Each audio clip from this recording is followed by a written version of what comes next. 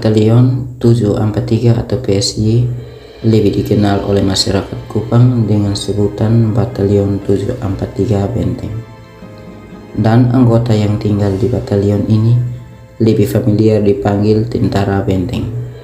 Panggilan ini tercipta karena markas unit 743 atau PSY saat peninggalan adalah bekas Belanda dengan Benteng Concordia. Benteng nama pemandangan dari sisi belakang Benteng Concordia. Di dalam markas unit 743 masih terdapat makam Belanda yang berada di depan bangunan jaga kesatria yang sampai saat ini masih sering dikunjungi wisatawan mancanegara. Sejarah Benteng Concordia diawali dengan istilah Kupang yang menurut para ahli, walaupun belum disepakati secara resmi, bahwa nama Kupang berasal dari nama seorang raja Helong, yaitu Nai Kopan. Ada pula yang berpendapat bahwa asal mula nama Kupang diambil dari nama pagar batu yang dibangun mengelilingi istana tempat tinggal seorang raja Helong yang bernama Koen Besi yang bergelar Koen Amtuan atau Koen Besar. Ada besi yang berkarat itu salah satu bukti dermaga pada masa itu. Kenapa dia mendarat di sini? Karena di samping ini ada sumber mata air. Orang zaman dulu bilang kali kaca karena kejernihannya. Nah, sekarang sudah bentuknya seperti ini. Dalam artian kejernihannya karena sumber mata air sekarang sebut namanya kali Dendeng. Nah, di sini dibilang benteng karena dekat laut dengan tempat perdagangan sekitar sini. Mungkin dulu peninggalannya pun masih banyak juga, termasuk es itu depannya KFC itu kan pabrik es Belanda itu. Kalau kalian lihat yang kalau di depannya KFC itu ada tulisan di pojokannya itu loh, pasar malam itu ada yang atap sebelah roboh itu kan es, pembuatan es pertama itu di zaman kalau itu apa bangunannya ada sampai sekarang gitu. 13 yang di sini 16 13 pada setelah 16 itu terdengarlah Belanda mau datang ke Kupang dengan ketersenjataan yang lebih lengkap. Secara otomatis Portugis dia mundur alon-alon, dia pergi dengan sendirinya, dikuasailah oleh Belanda pada sekitar tahun 1811.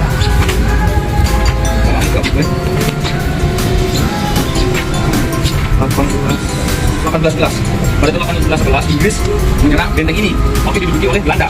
Dia sandarnya bukan di sini, tidak, dia mengambil dari pantai sana. Jadi dia kapal sandar di sana, dia menyerangnya malam hari. 1811 dia menyerang.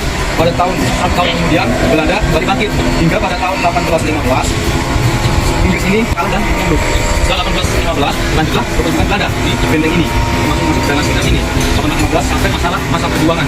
Nah, setelah masa perjuangan kolonial tentang lima itu dibuka oleh para film benteng ini karena Belanda sudah seperti itu.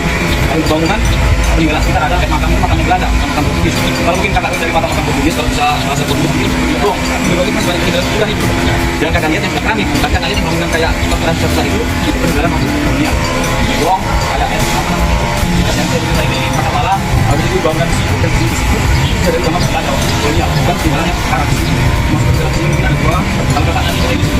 Yang kita di sini itu ada dua di bawah. Itu dua juga peninggalan waktu masa penjajahan, termasuk khususnya ada di sini. Nanti kita sambil jalan sedikit mungkin kita perlihatkan ada beberapa peninggalan di situ.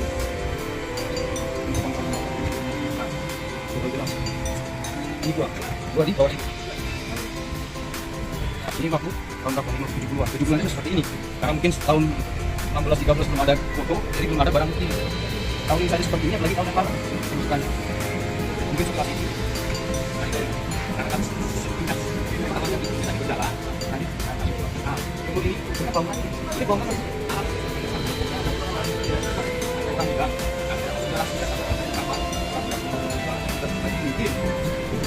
ada bayangan mereka. Tapi selama ini beda.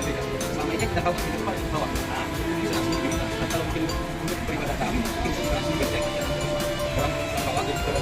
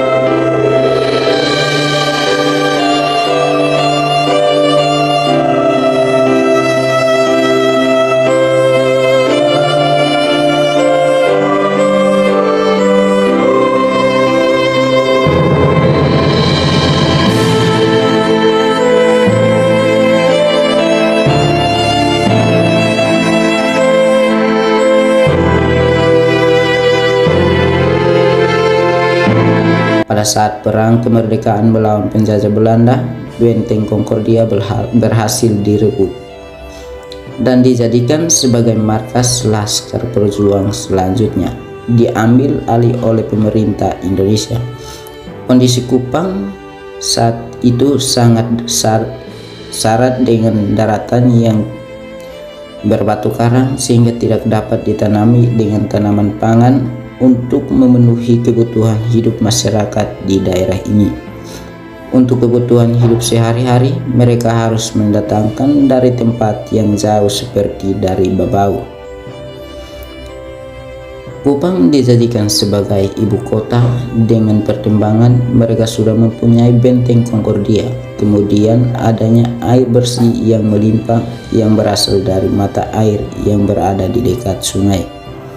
Pada saat itu, kapal-kapal pedagang asing banyak yang masuk menjadikan Kupang sebagai pelabuhan yang ramai. Di samping itu, pada saat kedatangan orang Eropa, Kupang sudah menjadi tempat kedudukan raja-raja Kupang. Sebelum kedatangan Belanda, di saat Kupang masih dikuasai Portugis sebelum tahun 1613, berbagai golongan etnis telah berada di Kupang untuk berbagai kepentingan, sehingga sangat memungkinkan Kupang dijadikan sebagai ibu kota. Dahulu kala pada masa penjajahan Portugis di Indonesia, Pulau Timur ini juga tidak luput dari kekuasaannya. Pada tanggal 6 Januari 1514, Portugis pun mendarat di Pulau Timur. Menurut sumber lain, Portugis memulai aktivitasnya sejak tahun 1556 ketika Pater Antoni Taveiro berhasil membaptis 5.000 orang di Pulau Timur. Namun setelah itu Pater Antoni dikirim ke Rote dan menetap di sana. Setelah beberapa tahun, Pater Antoni pun kembali ke Kupang dan membangun benteng bagi Portugis untuk menambah pertahanan mereka. Setelah itu, Portugis membuat kontrak dengan Raja Dom Duarte yang memiliki wawasan yang rendah, bahkan bisa dikatakan buta huruf. Isi dari kontrak itu menyebutkan bahwa Portugis dapat sebidang tanah seluas kulit kerbau. Lembaran kulit kerbau tersebut tidak langsung dihamparkan tetapi diiris kecil memanjang dan jadilah sebuah tali. Dengan menggunakan tali kerbau itulah tanah untuk benteng pun diukur. Benteng itu dibangun dan diberi nama Lohayong. Namun pada tahun 1642, VOC berhasil merebut benteng tersebut dari tangan Portugis dan mengambil alih pada tahun 1646.